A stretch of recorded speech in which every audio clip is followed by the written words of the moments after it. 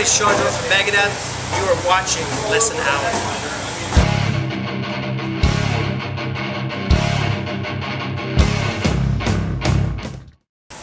What's up, everybody? This is Lesson Alley. Thanks for tuning in this episode. Special guest, Mr. Shawn from Megadeth. Sir, let me ask you a couple things about your technique. As you've been playing, touring, recording, cycling, do you see that your technique is suffering? Do you have to work on it at all, or? No, you know what? Well, yeah, I'm always working on stuff to try to keep up or try to improve certain things, ultimately make things easier. As you get older, you know, when you're young and you're full of energy and all this stuff, and you seem to have an endless amount of energy, and you can execute things with the greatest of ease. It seems like a lot of these young whippersnappers playing a million miles an hour. Whereas someone like me, I'm a product of the '70s, and I grew up with Tommy Aldridge and Alex Van Halen, where they can only play at a certain velocity and speed, and that's really where I'm from. So, but with having said that, I'd like to adapt some of the ideas that these younger guys have, where it's just a matter of sometimes, like for instance. Lately, probably in the last 5 or 6 months, I've been kind of, with my double bass drum technique, I'll kind of swivel, kind of dance on the pedal with the left foot. Instead of where I would go before, it's just hammered down, using all the, all the upper legs, and that's not really the right way to do it. It's about all that the execution is making it, to me, as effortless as possible. Because at the end of the day, if I'm hammering down for 30 minutes, I'm going to be fatigued at the end of the show, right? And I know that because it's happened. It's like, wow, it's got to be an easier way to do this, and there is. And that's kind of where I've adopted that technique, where I've seen a lot of these young kids, or guys, where they're just, I call it kind of dancing the pedal, where they're just swiveling a little bit.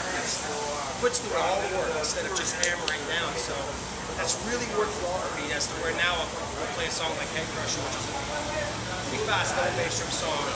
I'm playing it differently than when I actually recorded that, and that's a song that I wrote. So I've just made my life easier by just adapting, just observing some other drummers. Like, let me try that. I worked on it at home and took it out on the road. When just on this tour, and a big portion of it is the first time I actually did it live. I'm like, wow, this is really turning out to be a really great thing for me. So it's people who say you can't teach an old dog new tricks. That's not true. It's, if you're not pupil, I'm always searching for ways to make my job easier. Now, is that also partial influence from some of the drummers you tour with, or new guys coming up? Both. I saw Ray when we were touring with Fear Factory. He's the first guy I seen do it. He's a fantastic drummer, as you know. And he would do that, the dancing on the, when he played, not the slow stuff, when he played the fast stuff, even he does little squirts or whatever, I'm like, wow, I thought he was just hammering down. It's like, absolutely is not. And then, you see these guys, Tim Young is another really cool guy who really adapts that technique, and I'm like, I'm going to try this, and I would never try it live without trying it at home. And I worked on it for several weeks, where it was weird at first, and then it started becoming easier, where it's, you're using different muscles and different parts of ultimately your legs and your feet to do the work, and it's really paid off. But I only use it on my left foot. I don't use it on my right foot. I'm always hammering down on my right, and I don't know why. I don't know if it's right or wrong, but it works for me. You know what I mean? So that's just kind of, as an example of something that I've adapted in the past, within the last year now. Okay. Do you have your own studio where you record yourself and work to see if it's going to work? No, I've got a music room in my house. I've converted my garage into this big, big-ass music room. It's got my big drums in there, and a bunch of guitars and all this stuff. Yeah, if I'm preparing for a tour, or for the next tour that we're going to do, I'll have to learn new songs from the new record, 13, that's coming out in November. I'll have to go and woodshed on that and play along to the new iPod, and put the headphones on and go over that.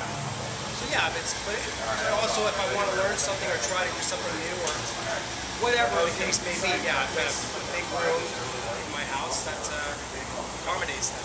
Are you more an MP3 guy, or you have to burn CDs and listen to them and then? Nah, I'm an old school guy, man. If I had my way, I'd listen to stuff with cassette stuff, you know what I mean? But it's, I've got my iPod and stuff, and there's just stuff I'll get on my iTunes, CDs that I put on my iTunes or whatever. Just put it on there, put it on the iPod, and just plug it in with, I've got Extreme Isolation headphones, which is a great company where it's really good for recording, where it just, whatever you're hearing in your ears, you're not hearing barely any outside interference. So it's a great thing to have if you really want to focus in on stuff. I've recorded all the albums that I've done with Megadeth with these headphones. I highly recommend it. Especially for a drummer, because it's hard to, because you're hearing drums blasting outside your headphones no matter what you're doing, you know what I mean? If you have normal headphones, it's still difficult. You really got to crank the click if you're recording, and it's... Gives you a headache, you burn out. Yeah, so with these headphones, you can really, it's very controlled sound, and it doesn't let outside sound come in barely at all. So it's been a really great thing for me to have. Okay. Mr. Shawn from Megadeth. There you go, killer techniques. You guys go take some lessons, support live music. You want to tell them where to find you on the internet, sir? Absolutely. I mean, it's all revolved around Megadeth. Megadeth.com, Twitter Megadeth, MySpace Megadeth. It's a Megadeth world. Yeah, just go to Megadeth.everything, and we're pretty much covering all bases. Perfect, brother. Thanks.